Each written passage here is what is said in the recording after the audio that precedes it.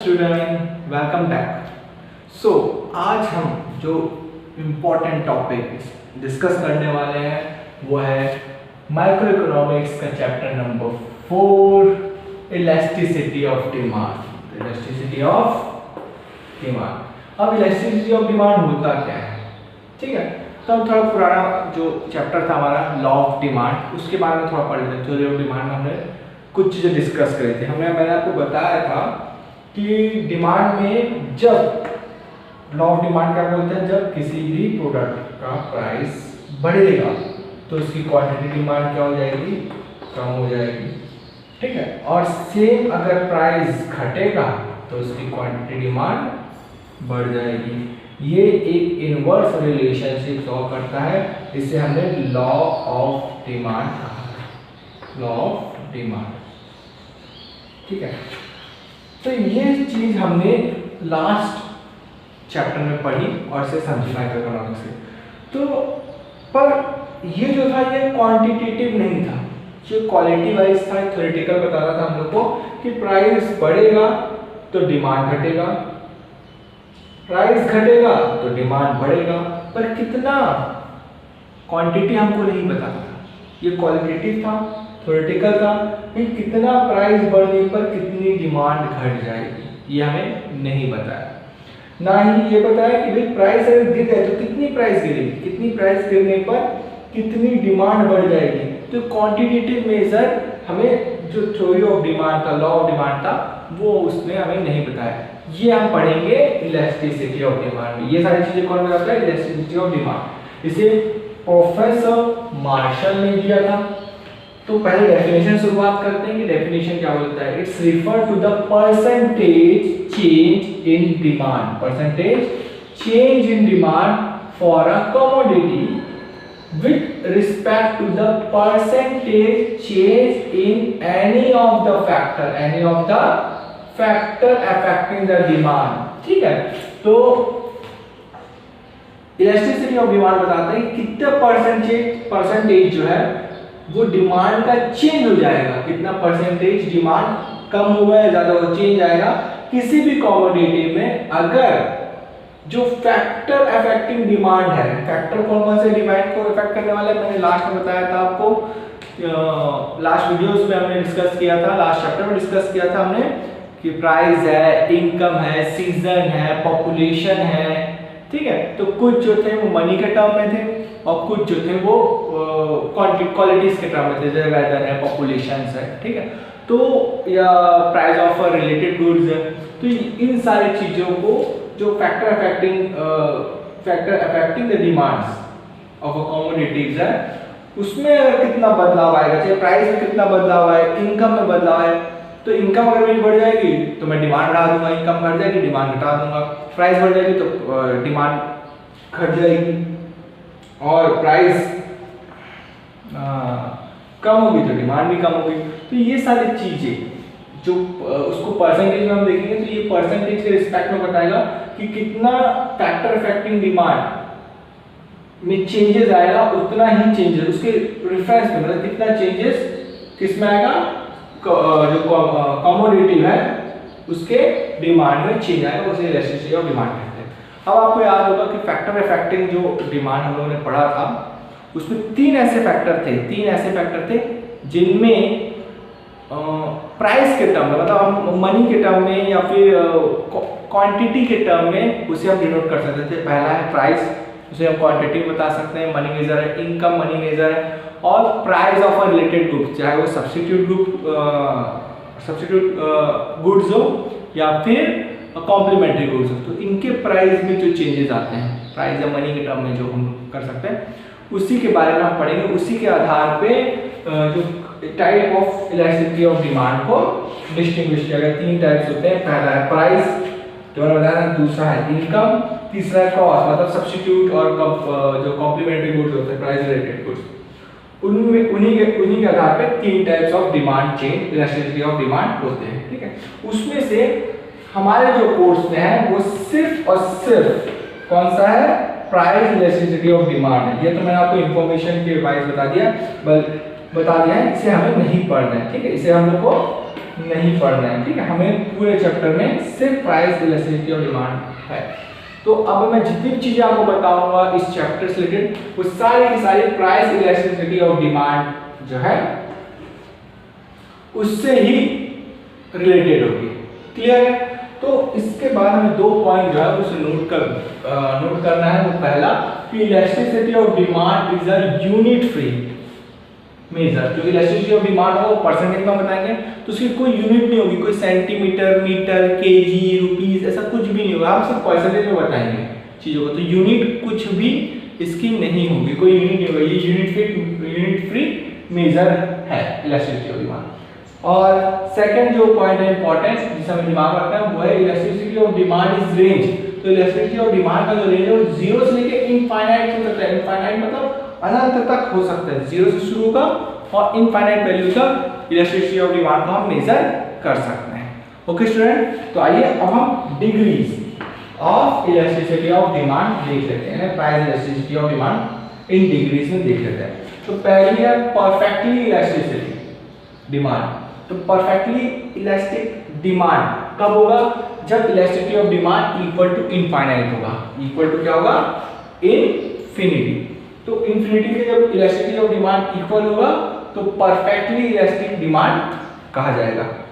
दूसरा है perfectly inelastic demand. Perfectly inelastic demand कब होगा? जब इलास्टिक डिमांड 0 होगा। इलास्टिसिटी ऑफ डिमांड क्या होगा? 0 होगा। हाईली इलास्टिक डिमांड, जब हाईली इलास्टिक डिमांड कब होगा? बहुत ज्यादा हाईली इलास्टिक डिमांड कब होगा? जब इलास्टिसिटी डिमांड 1 से ज्यादा होगा, 1 से ज्यादा होगा। फोर्थ है लेस इलास्टिक डिमांड। तो लेस इलास्टिक डिमांड कब होगा? जब इलास्टिक डिमांड 1 से कम होगा। सिंपल सी बात है, हाईली कब हो रहा है? जो 1 से ज्यादा है। तो लेस कब होगा? जो 1 से कम होगा। और यूनिटरी इलास्टिक डिमांड कब होगा? जब इलास्टिक डिमांड 1 के इक्वल होगा। कितने के इक्वल होगा? 1 के इक्वल होगा।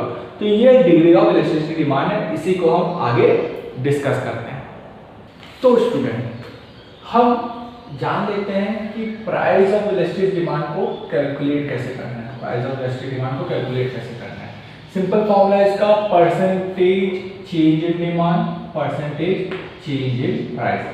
मतलब डिमांड में कितना परसेंट चेंज आया उसे ऊपर लिखिए और प्राइस में कितना चेंज आया उससे कितना परसेंट चेंज आया उसे यहाँ पे लिखिए न्यूमरेटर में, और आपका total price elasticity demand calculate हो जाएगा।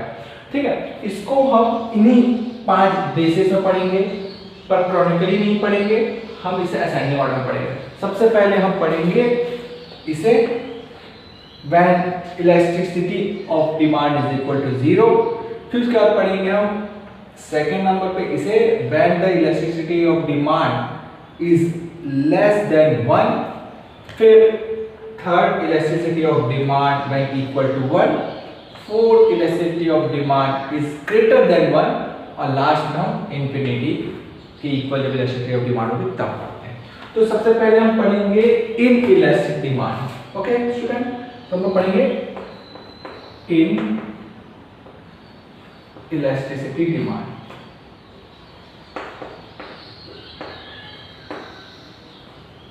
तो इसमें क्या बोल रहा है? इसमें सिंपल है when ED is equal to 0। जब ED क्या होगा? 0 के इक्वल होगा। मतलब समझ लीजिए प्राइस है और यहाँ पे क्वांटिटी डिमांड है। ओके, प्राइस यहाँ पे बढ़ रही है, पहले 10 थी, अब प्राइस बढ़ गई 20।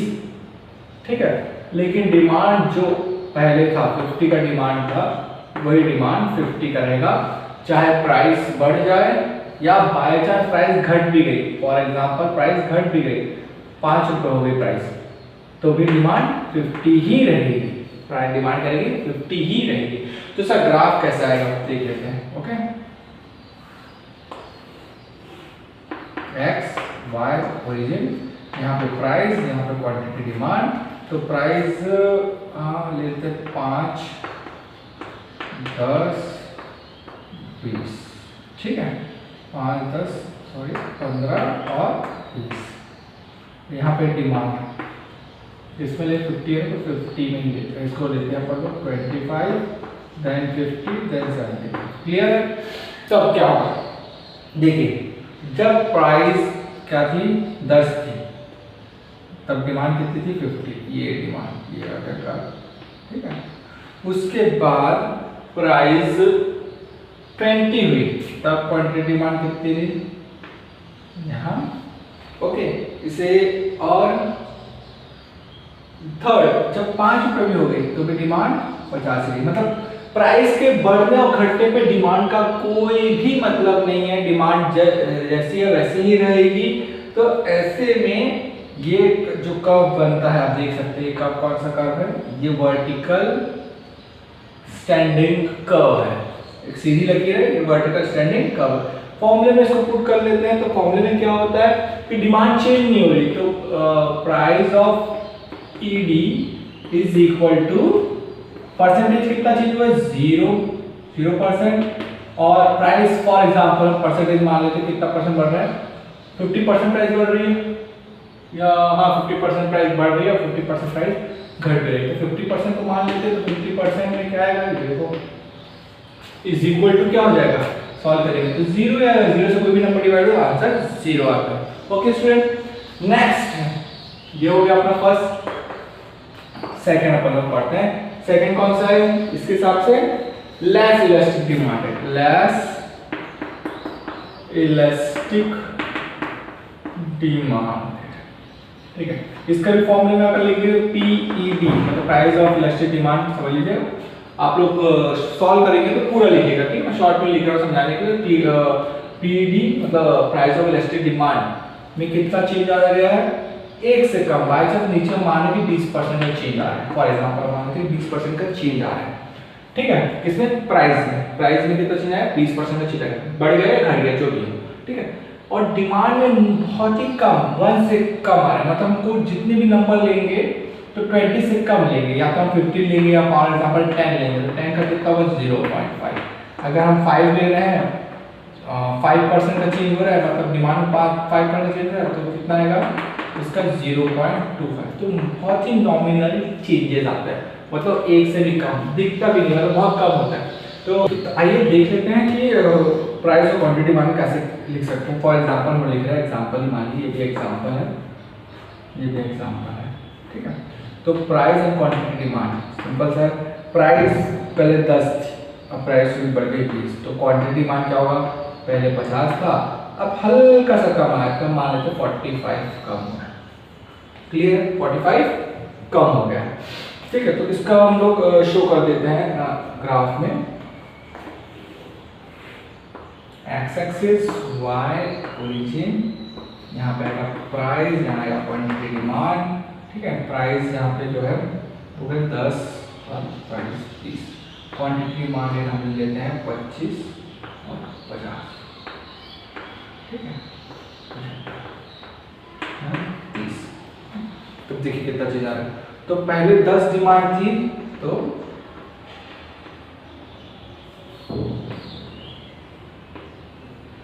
10 रुपए था तो 50 की डिमांड थी, लेकिन क्या हुआ चेंज आया, कितना 20 में कितना आ गया 45, तो मान लीजिए यहाँ पे आ रहा है, ठीक है, यहाँ तो ये, ठीक है, ठीक है। तो अब इसका ग्राफ देखिए कितना कैसे बन रहा है, बहुत ही नॉमिनल, आप देख सकते हो कितना कम मार्जिन से डिफरेंस आ रहा है। तो ये इसका ग्राफ होगा व्हेन लेस इलास्टिक डिमांड होगा, बहुत नॉमिनल, 1 से भी कम प्राइस डिमांड में या प्राइस ऑफ इलास्टिक डिमांड में चेंज आएगा, 1 से भी कम, तो इस तरह का ग्राफ बनेगा। ओके स्टूडेंट, आइए अब हम थर्ड देख लेते हैं, unitary elastic demand. Okay, unitary elastic demand, okay. Unitary elastic demand में क्या होता है, when ED is equal to 1, जब ED क्या है 1 के इक्वल है, तो मान लेते हैं प्राइस और क्वांटिटी डिमांड। प्राइस जो था वो 10 था, प्राइस बढ़ गया 20 हो गया, प्राइस हो रहा है बढ़ रहा है, चलो उसका उल्टा ले लेते हैं अपन, कि प्राइस 20 था, अभी तक हम लोग प्राइस 20 था और प्राइस 10 हो गया। तो प्राइस 20 से 10 घटा है, अभी तक हम बढ़ने वाला देखे थे, घटने वाला भी दिखा देता आपको ताकि आपको पूरे कर्व्स जो है इलास्टिक डिमांड क्लियर हो जाए। तो प्राइस घट रहा है, प्राइस बढ़ेगा तो क्या होगा, डिमांड बढ़ेगी। तो इसमें प्राइस हम मान लेते हैं जो प्राइस 50 थी वो कितनी होगी, 75 हो जाएगी, ठीक है, बढ़ गई। जिस तरह से डिमांड बढ़ा प्राइस भी डबल बढ़ी, मतलब ये आधा हुआ और ये इसका जो आधा था वो बढ़ गया, मतलब 50 का हाफ 20 का तो इतना बढ़ गया। तो इसमें अगर फॉर्मूला में देखेंगे तो PED इज इक्वल टू कितना हुआ, प्राइस में 20% इंक्रीज हो रहा है, प्राइस में 50% इंक्रीज हो रहा है, प्राइस में कितना 50% अगर इंक्रीज हो रहा है तो डिमांड भी 50% ही इंक्रीज होगा। तो 50 में 51 इक्वल टू 1 आ जाता है, जो हमारा था ED इज इक्वल टू क्या होगा, 1 हो जाएगा, ठीक है, जो चीज बता रही थी। देखो ED इज इक्वल टू 1। इसका कर्व कैसे होगा, इसका कर्व ड्रॉ कर लेते हैं। ये x एक्सिस, y ओरिजिन, ठीक है, यहाँ पे हम लिख लेते हैं प्राइस जो कि 10 और 20 है, डिमांड जो है वहाँ पर 25, 50 और 70, ठीक है। तो क्या हुआ, अब 20 की कीमत,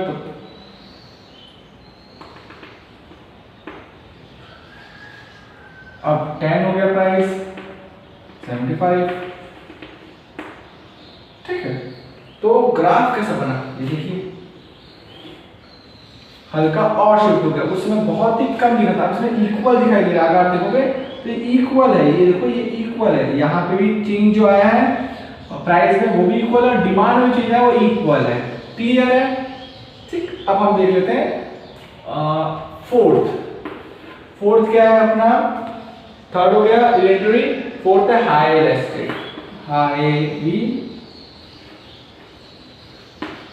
इलास्टिक डिमांड, ठीक है, डिमांड। इसमें क्या होता है, ED इज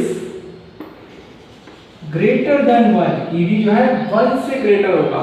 तो प्राइस और क्वांटिटी डिमांड किस तरह से, प्राइस भी देखो उसमें घटाते हैं हम लोग, फिर से 10 था, अब भी प्राइस घट के 10 हो गया, लेकिन डिमांड बहुत ज्यादा चेंज आ गया, डिमांड एक से ज्यादा चेंज आ गया, मतलब जो डिमांड थी 50 वो अब 100 हो गई है, डिमांड क्या होगी 50 और 100। अगर हम लोग परसेंटेज देखेंगे तो क्या आएगा, price elasticity demand equal to, इसमें कितना चेंज हो रहा है, प्राइस में 50% का चेंज हो रहा है, लेकिन जो उसके ऊपर का चेंज है वो कितना हो रहा है, डबल, जस्ट डबल, मतलब ये भी कितना 100% का चेंज हो रहा है। 50/100 कितना होता है, कट के 2 आ जाता है, ठीक है, डबल हो गया, जस्ट प्राइस डबल, 50 का 50 का डबल, 100% चेंज हो रहा है।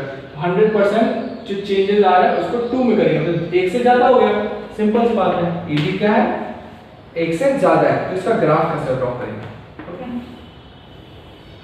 तो इसका ग्राफ भी सिंपल है, थोड़ा बना लेता हूं, लगेगा प्राइस क्वांटिटी डिमांड, ठीक है, ये ओरिजिन, ये x, ये y, ओके।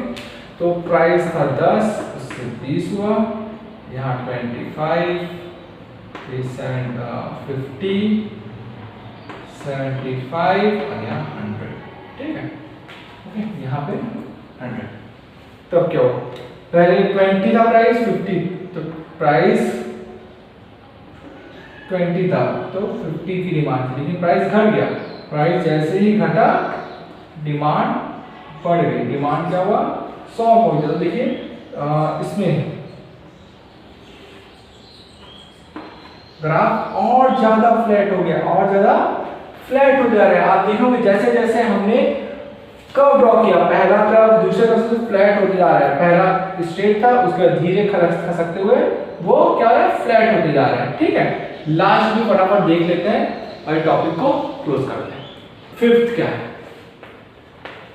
फिफ्थ है perfectly elastic demand, perfectly elastic demand. इसमें क्या हो रहा है, इसमें क्या होता है,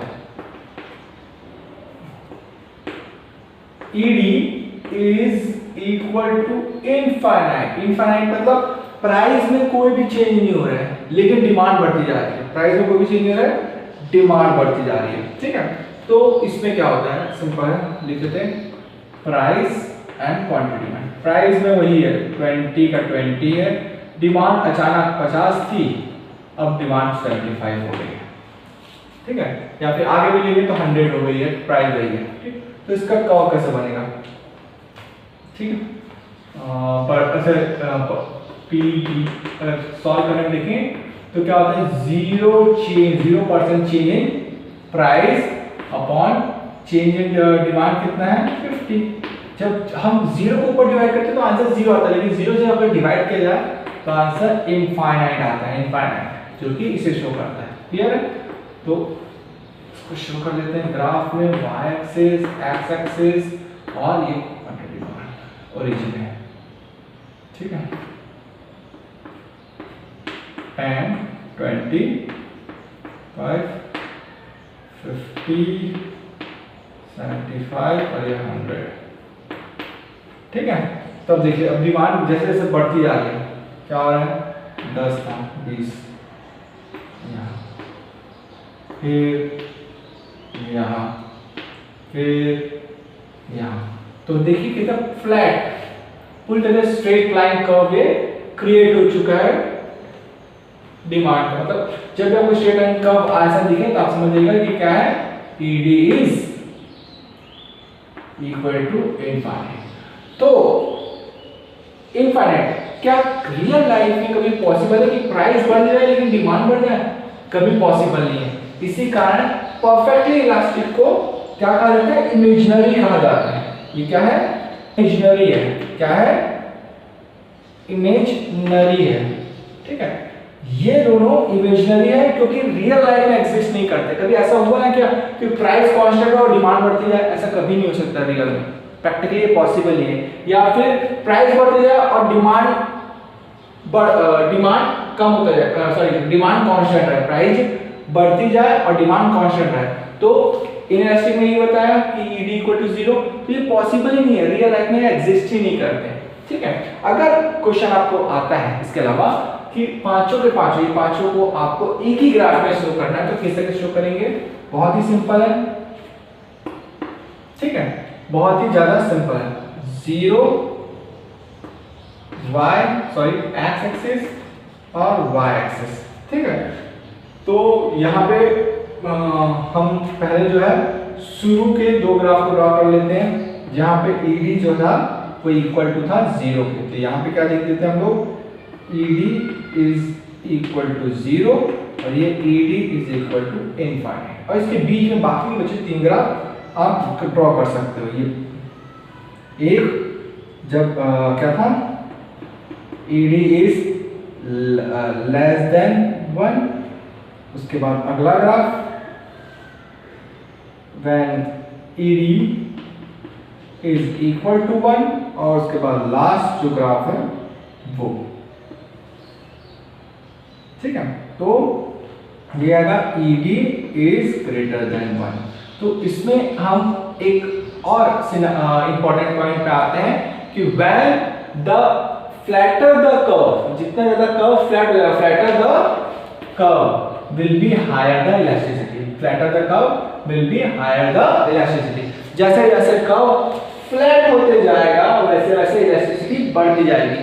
तो इलास्टिसिटी डिमांड का ये इंपॉर्टेंट पॉइंट था, होप आप लोगों ने नोट डाउन कर लिया होगा, ठीक है। तो अगर आपको इसमें से भी कोई भी डाउट है तो मुझे कमेंट सेक्शन में पूछ सकते हैं। कोई टॉपिक है जो मैं इससे रिलेटेड छूट गया है तो उसके लिए मैं एक वीडियो बना दूंगा, उसे भी आप कमेंट सेक्शन में मेंशन कर दीजिए। होप आपको मेरा एक्सप्लेनेशन समझ में आ रहा होगा। अगर आपको मेरा वीडियो अच्छा लग रहा है तो इसे लाइक करें, अपने दोस्तों को शेयर करें। अगर आप नए हैं तो चैनल को सब्सक्राइब कर लें, बेल आइकन पर क्लिक कर लें ताकि वीडियो अपलोड होते ही नोटिफिकेशन मिल जाए। Thank you.